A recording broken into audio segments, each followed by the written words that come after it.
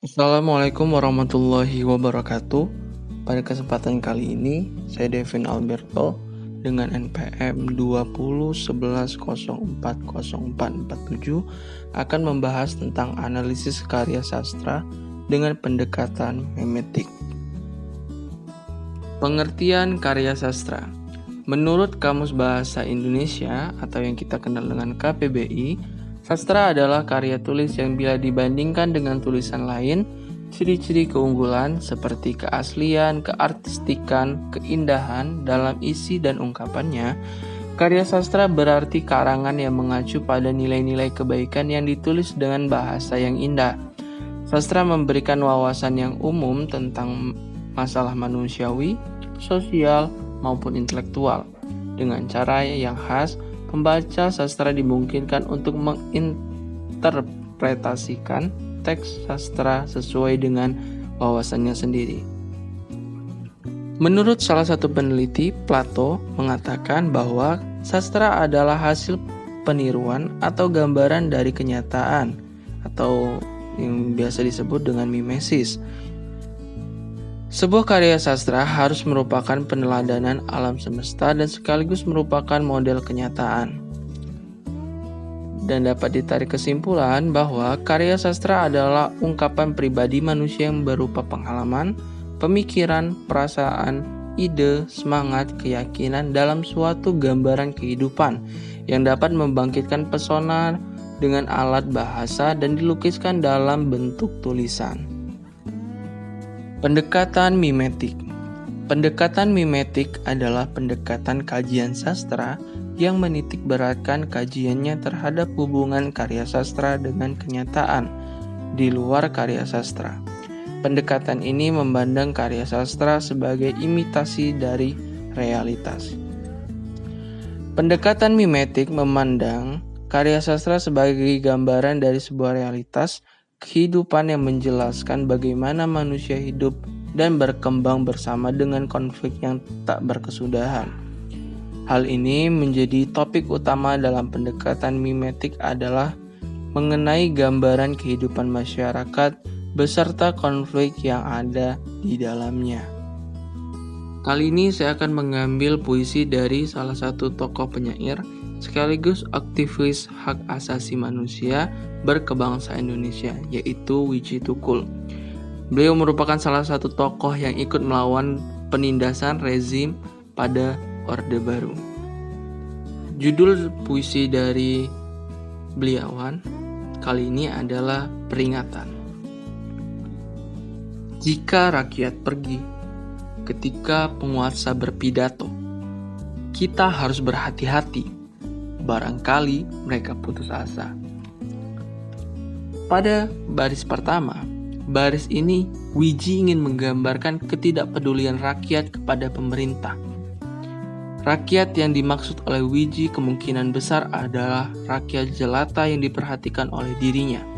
Widji sebagai seorang yang terlahir dari keluarga miskin mungkin sudah bosan dengan sistem pemerintahan dan kebohongan-kebohongan pemerintah kepada rakyatnya. Kedua, ketika penguasa berpidato, baris kedua Widji melanjutkan penggambaran pada baris pertama, yaitu rakyat yang sudah bosan dengan sistem pemerintahan dan kebohongan-kebohongan yang dilakukan oleh pemerintah saat itu. Sehingga ketika penguasa berpidato, rakyat enggan mendengarnya. Dengan yang dimaksud dalam penggagalan baris kedua di puisi ini adalah menggambarkan ketika penguasa memberikan pandangan ataupun pidato tentang pro rakyat, rakyat sudah tidak lagi mendengarnya. Penguasa yang dimaksud oleh Widji adalah presiden pada masa itu, yaitu Soeharto. Soeharto sebagai presiden yang dianggap sebagai tiran dengan mengandalkan kekuatan militer untuk menghadang setiap rakyat yang melawan perintahnya. Kalimat pada baris ketiga yaitu ketika kita harus berhati-hati. Yang dimaksud dalam penggagalan baris ketiga, puisi di atas merupakan kelanjutan pada baris kedua. Kemungkinan Widji ingin mengingatkan kepada kawan dan keluarganya bahwa akan ada pemberontakan dari rakyat kepada penguasa untuk menggeser kekuasaan seperti yang terjadi di Mesir. Beberapa tahun yang lalu sudah terjadi juga di Indonesia kala melengsarkan Soeharto di tahun 1998. Lalu bait keempat, barangkali mereka putus asa. Yang dimaksud dalam penggagalan baris keempat di puisi ini merupakan kelanjutan baris sebelumnya, bahwa Wiji ingin menyimpulkan ketika rakyat sudah bosan mendengar kebohongan-kebohongan Orde Baru, mengingatkan kepada kawan-kawannya, keluarganya, mungkin juga disadari karena keputusasaan rakyat terhadap penguasa.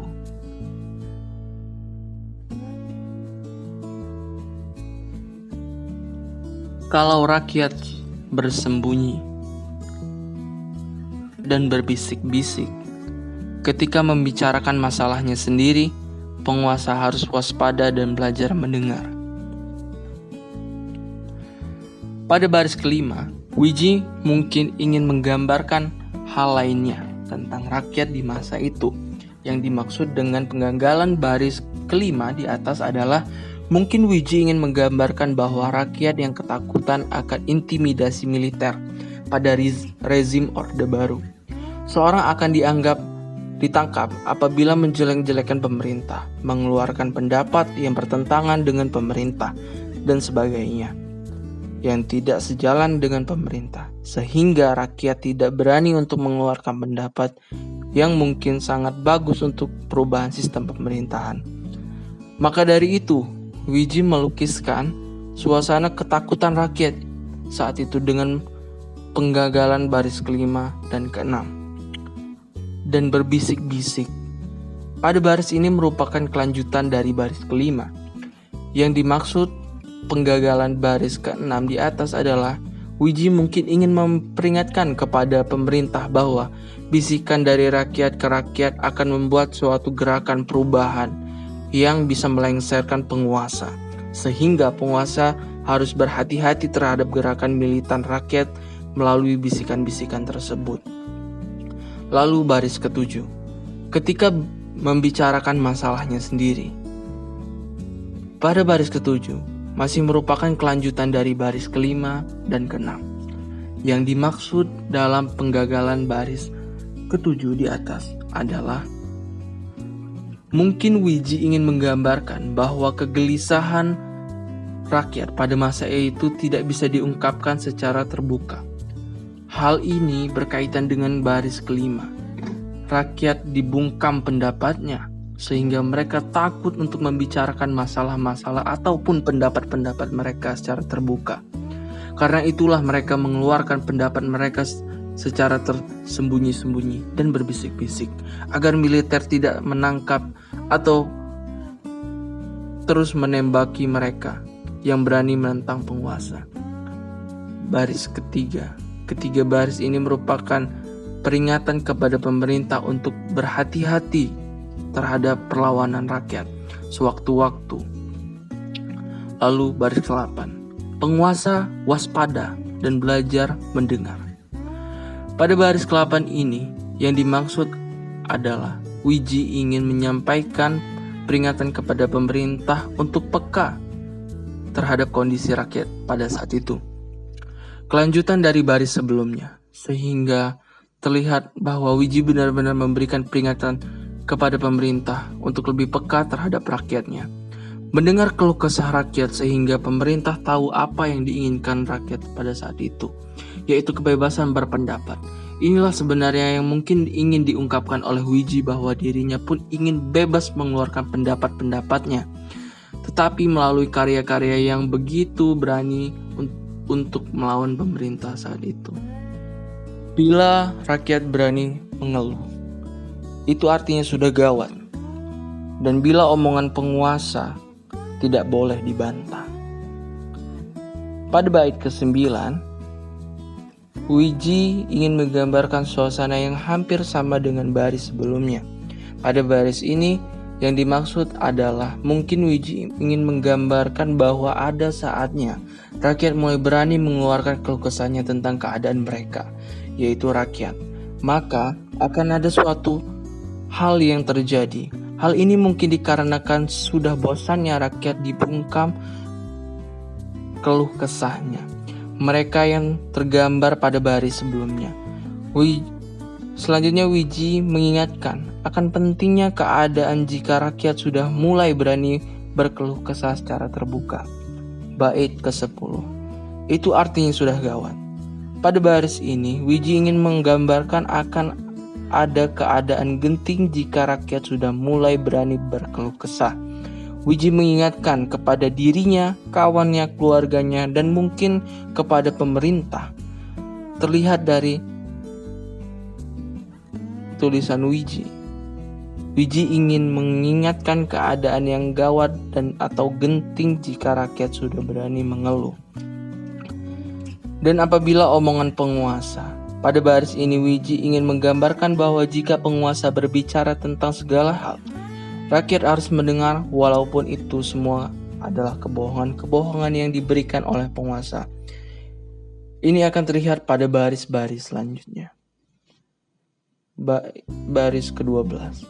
Tidak boleh dibantah. Pada baris ini Wiji menggambarkan suasana pada saat penanggalan di atas merupakan kelanjutan pada baris sebelumnya, bahwa jika penguasa berbicara tentang segala hal, maka tidak boleh dibantah. Wiji ingin menggambarkan keadaan sebenarnya pada masa itu, karena semua pendapat rakyat yang tidak sejalan dengan pemerintah itu tidak boleh. Sedangkan jika pendapat dari penguasa, rakyat harus menerimanya walaupun itu kebohongan dari penguasa. Apabila usul ditolak tanpa ditimbang, suara dibungkam, kritik dilarang tanpa alasan, dituduh subversif dan mengganggu keamanan, maka hanya ada satu kata: lawan. Pada baris ke-13, Wiji ingin menggambarkan kondisi saat itu, bahwa usul dari rakyat atau orang-orang pintar yang melawan pemerintah harus ditentang ataupun harus ditolak. Yang dimaksud penggalan ke-13 di atas adalah menggambarkan bahwa penguasa tidak ingin pendapat yang melawannya melengsarkan kejayaannya, sehingga apapun pendapat yang dianggap merugikan pemerintah atau bertentangan dengan pemerintah maka akan ditolak tanpa mempertimbangkan isi pendapat tersebut. Baris ini merupakan awal dari semangat Wiji untuk melawan orde rezim baru, sehingga dapat dilihat dari baris ke-13 ini.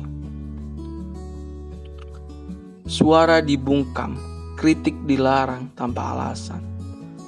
Pada baris kelima ini, Wiji ingin menggunakan kondisi saat rezim orde baru, ketika hak berbicara dan mengeluarkan pendapat tidak secara bebas. Yang dimaksud dari penggalan baris ke-14 di atas adalah mungkin kegemaran Wiji akan pemerintah orde baru dengan dilarangnya kritik dan masukan dari rakyat untuk merubah pemerintah yang demokratis. Suara dibungkam, mungkin Wiji menggambarkan bahwa rakyat yang ditutup mulutnya untuk bersuara lantang melawan rezim orde baru, sehingga dikarenakan penguasa yaitu Soekarno-Hatta tidak ingin rakyat melawan dengan pendapat-pendapat serta kritikan yang diberikan rakyat oleh tidak boleh ada karena takut melengsarkan penguasa. Dituduh subversif dan mengganggu keamanan. Pada baris ini merupakan kelanjutan baris selanjutnya. Wiji ingin mengatakan bahwa perlawanan rakyat melalui pendapat dan kritik akan dianggap pemerintah sebagai bentuk untuk menjatuhkan kekuasaan tirani saat itu, sehingga segala usulan pendapat dan kritikan dari rakyat serta ataupun pendapat yang dianggap mengancam penguasa akan dilawan oleh penguasa dengan cara militer, yaitu menghilangkan orang seperti Wiji Tukul sendiri. Dan penggalan dari puisi Wiji yang terakhir, maka hanya ada satu kata: lawan. Pada baris ini mungkin Wiji ingin menyemangati rakyat yang dianggap benar olehnya untuk mencari kebenaran tentang kebohongan yang diberikan oleh penguasa. Wiji menyemangati dengan perlawanan dengan gerakan yang dimotori oleh rakyat untuk melengsarkan Orde Baru. Kata lawan dengan diakhiri tanda seru merupakan sebuah semangat dari Wiji Tukul untuk melawan pemerintahan yang mengekang kehidupan rakyat, sehingga dirinya pun sudah bosan dikekang dan dibohongi pidato-pidato bohong pada masa itu. Karya sastra tidak lahir dalam ruang yang kosong. Lingkungan sekitar pengarang menjadi pengisi ruang tersebut. Artinya, pengarang melalui karya sastra merekam perihal masyarakat dan permasalahannya. Karya sastra menjadi cerminan masyarakat. Begitu halnya dengan Wiji Tukul, melalui puisi-puisi dengan lugas merekam permasalahan masyarakat di sekitarnya. Hal ini dibuktikan dengan lirik-lirik dalam puisi yang memuat rekam kehidupan bermasyarakat, kalangan yang tertindas dan termasuk dirinya. Penggambaran masyarakat biasa dan penguasa menjadi dominan dalam puisinya. Dengan kelugasan merekam permasalahan tersebut, berimbas pada ketidaksukaan penguasa terhadap dirinya. Kondisi ini mungkin dituangkannya dalam puisi. Dengan demikian, semakin menguatkan bahwa puisi Wiji Tukul mencerminkan zaman. Hal ini juga didasarkan pada referensi-referensi yang menunjukkan validitasnya.